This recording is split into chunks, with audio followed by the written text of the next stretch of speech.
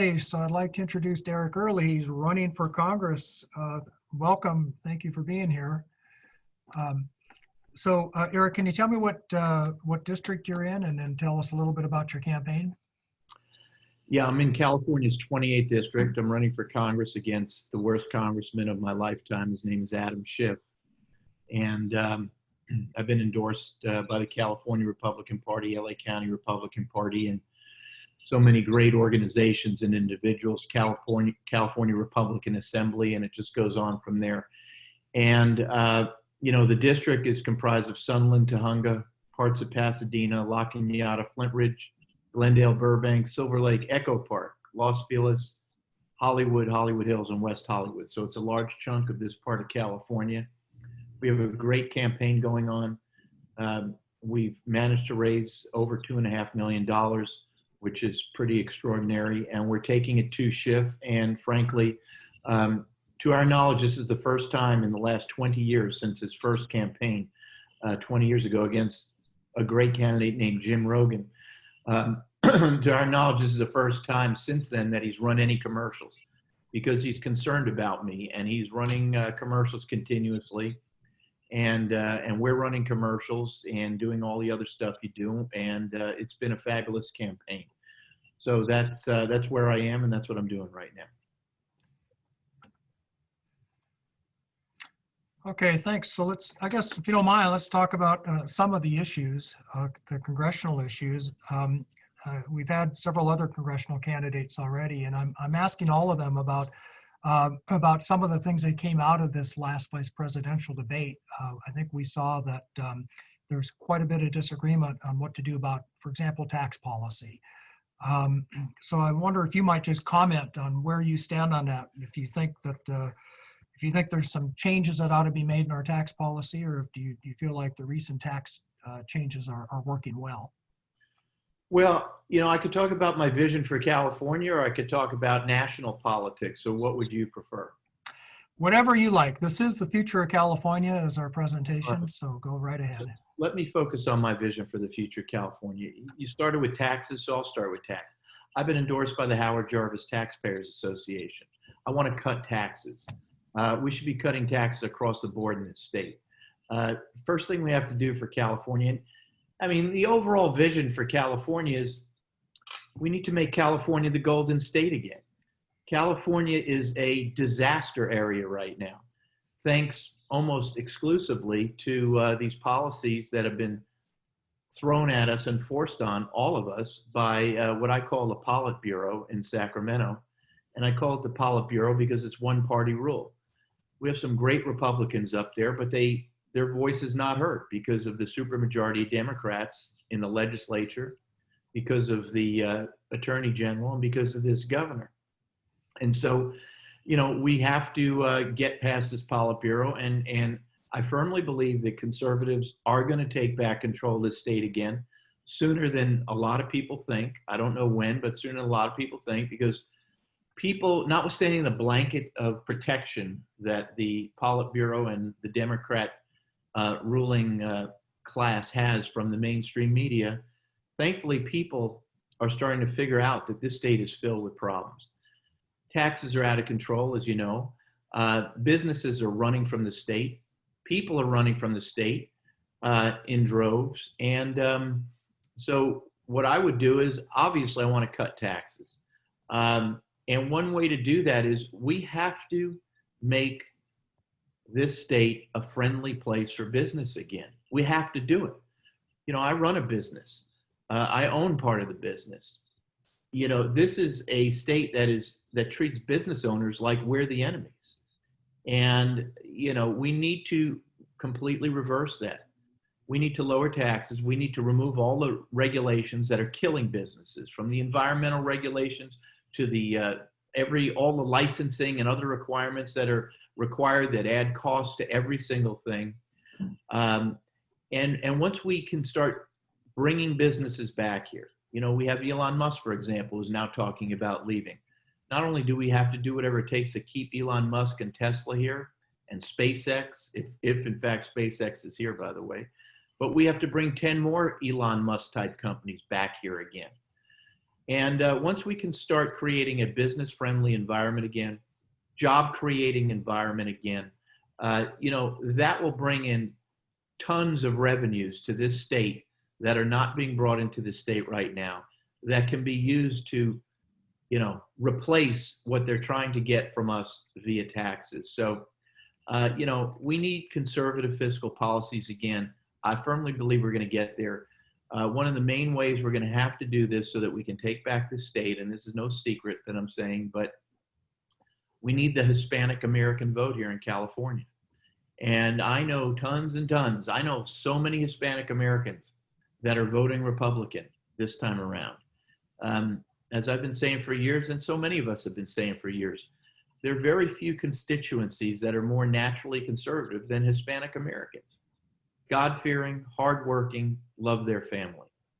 And we have to keep talking and meeting and letting Hispanic Americans know that we respect them, we support them, and oh, by the way, they are Republican. And we have to make them realize that no, Republicans are not going to deport every Hispanic American in the state, which is what the mainstream media keeps saying, what these crazy Democrats keep saying. We start swinging the needle on the Hispanic Americans by a few percentage points, we get back this state. But that, brings up another topic. The sanctuary state law, I would throw out immediately. We have to throw it out. I've been calling that law for years, the Illegal Immigrant Felon Protection Act, and which is really what it is. It's not protecting the 2 million moms and pops that came here illegally, haven't been breaking the law since they got here, been trying to become part of the American fabric. It's purely and solely protecting. The sanctuary state law is only protecting those people who got here illegally and then have committed felonies, oftentimes violent felonies, since they got here. And no state, no country should be protecting people like that. Those people should be rounded up and thrown out of the country. But that's pure, I'm talking about the illegal immigrant felons, the ones who've committed felonies since they got here. Sanctuary state law should be thrown out. We need to secure our borders. So these are sort of overarching things that I would do, that I see for the future of our state. Our Attorney General's office, and I had run for that position 2 years ago against Becerra, and I got almost 1 million votes around the state of California. It was an incredible experience for me. That was the first campaign I ever ran for. Javier Becerra, frankly, is a Marxist, and Javier Becerra, the current Attorney General, has turned his office into the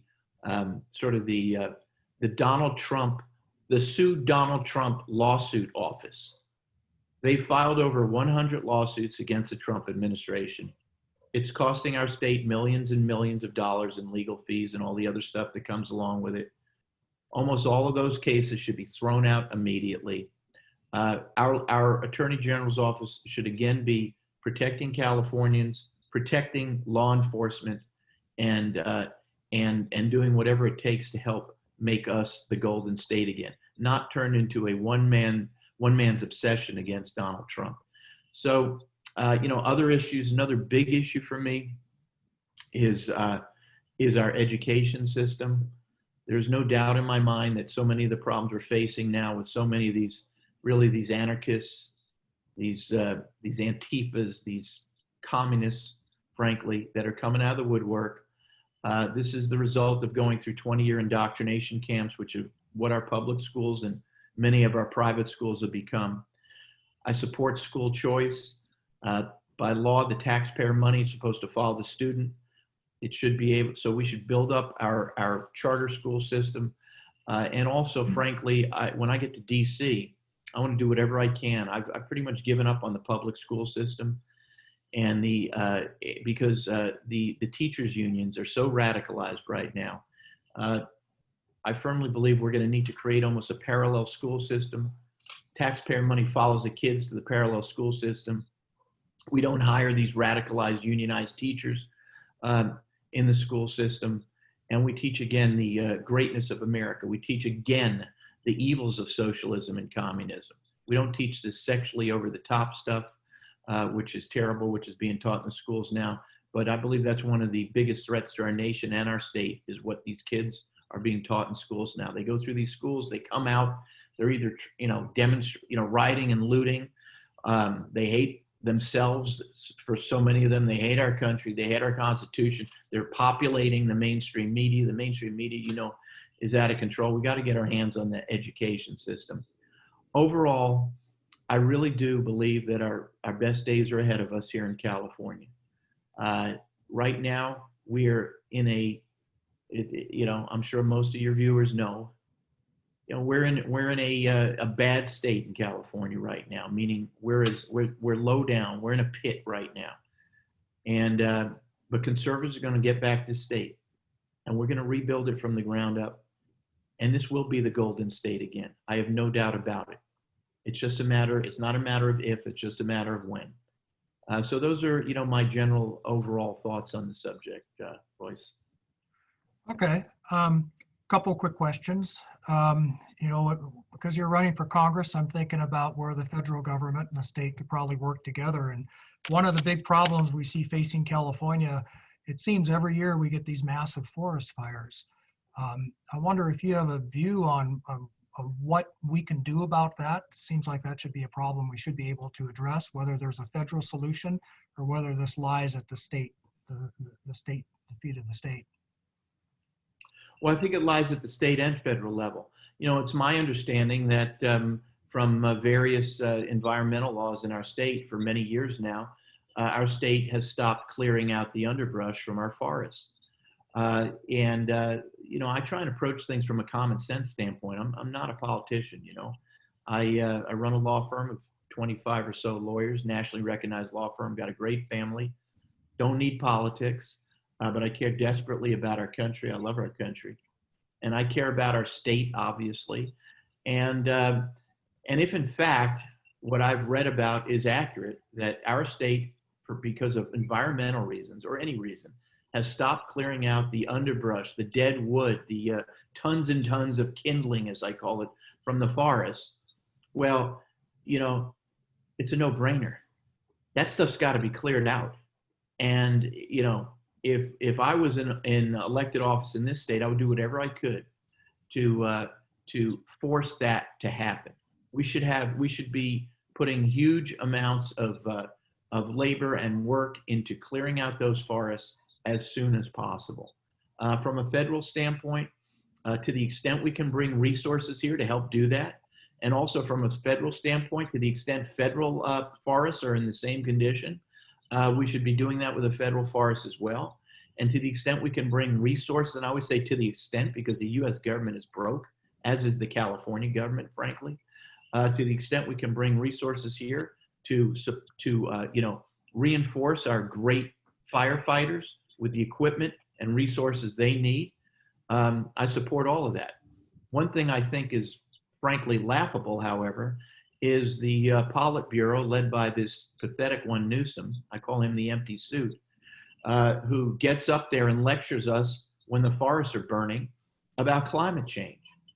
I don't rule out that climate change to a certain extent exists, but what Newsom would be suggesting, if his message were followed, it would take what, 10 decades to, if it would even help the forest fire situation.